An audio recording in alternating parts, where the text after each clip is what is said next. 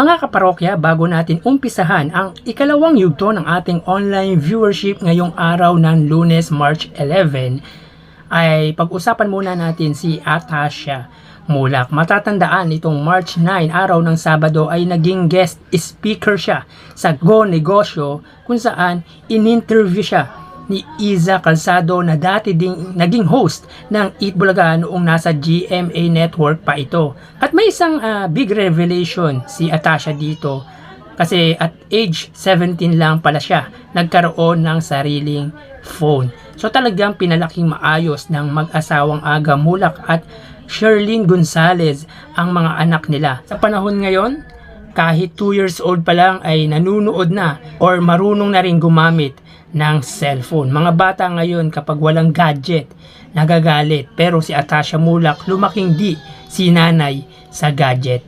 Anyways, simula nang maging parte si Atasha ng Eat Bulaga ay dumadami na ang ini-endorso nitong produkto. Unang-una na rin yung Jollibee at naging endorser na rin siya ng Bench kasama ang kanyang kapatid na si Andres Mulak na kamakailan ay rumampa sa isang event under sa Bench na pag-aari ni Benchan. Tapos ngayon, bahagi na din siya ng Go Negosyo. Malaking tulong din talaga yung naging parte siya ng longest running noontime show na Eat Bulaga dahil bukod sa anak siya ng mga magagaling na artista ay expose siya at malaking tulong din yung naging bahagi siya ng noontime show ng Tito Vic and Joey na Eat Bulaga. Talagang blessed ngayon ang Unica Iha ni Aga Mulak dahil mabuting bata din ito. And for sure, marami pang paparating na produkto na i-endorso nito kasama ang kapatid na si Andres Mulak. Kaya hinihintay din natin kung kailan magpapakita or mag-uumpisa bilang host ng Eat Bulaga si Andres Mulak. At inaabangan na ng mga legit dabarkads ang unang sampa ni Andres Mulak as Eat Bulaga host. Kaya di lang ako ang nananabik na makita si Andres Mulak on mainstream, kundi pati na rin ang lahat ng sumusuporta sa legendary trio Tito Vic and Joey. So tara, ating alamin ang online viewership ng dalawang bigating noontime show. Para sa Eat Bulaga, under TVJ Facebook page na may 2.1 million followers at sa It's Showtime na may 17 million followers. So as of 1:29 PM, ang Eat Bulaga sila ay may 8.4 thousand viewers. Samantalang ang It's Showtime ay may kasalukuyang 30.4 thousand viewers. So click po natin mga kaparokya para makita po natin yung actual numbers ng live viewership ng dalawang noontime show. Para po sa Eat Bulaga sila ay may 8.3 thousand viewers. Samantalang ang It's Showtime ay may kasalukuyang 30.4 thousand viewers. So ulitin po natin mga kaparokya as of 1:30 PM.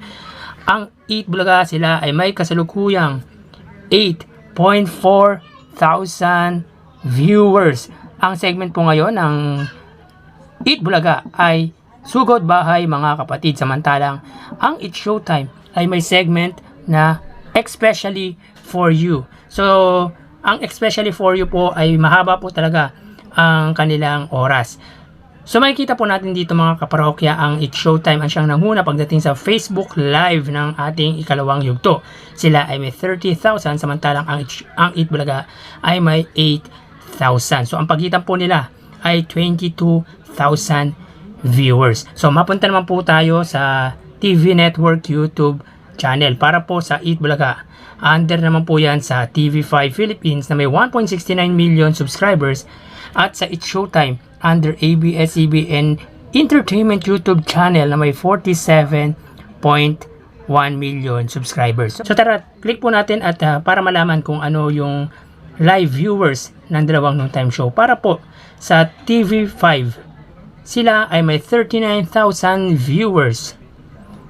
Ang ABS-CBN Entertainment naman ay may 130,000 viewers. So ulitin po natin mga kaparokya. Para po sa Eat Bulaga under TV5 Philippines, sila ay may 39,000 or 40,000 viewers. So mga kaparokya, sa unang yugto ang TV network YouTube channel ng Eat Bulaga or TV5 ay may 45,000. Samantalang sa ikalawang yugto, sila ay may 40,000. So, ibig sabihin ay nabawasan po yung viewers ng TV network or ng TV5 ng 5,000 viewers. Samantalang ang Eat Showtime naman ay may 131,000 viewers.